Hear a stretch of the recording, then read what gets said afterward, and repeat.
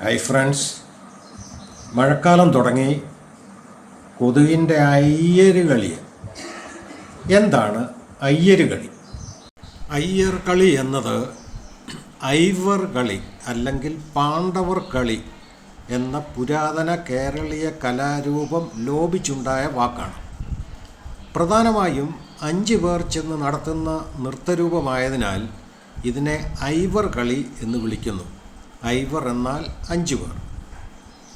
നാട്ടുഭാഷയിൽ ഇത് അയ്യർ കളി അല്ലെങ്കിൽ അയ്യര് കളി എന്നായി മാറിയതാണ്. 5 പേര് മാത്രമല്ല, 7, 9, 11 ആളുകൾ ചേർന്നും പാട്ടുപാടി കളിക്കുന്ന കലാരൂപമാണിത്. കൂടുതൽ വ്യക്തമായി പറഞ്ഞാൽ പാണ്ഡവന്മാരുടെ കഥ പറയുന്ന ഒരു നാടൻ പാട്ട് കലാരൂപം.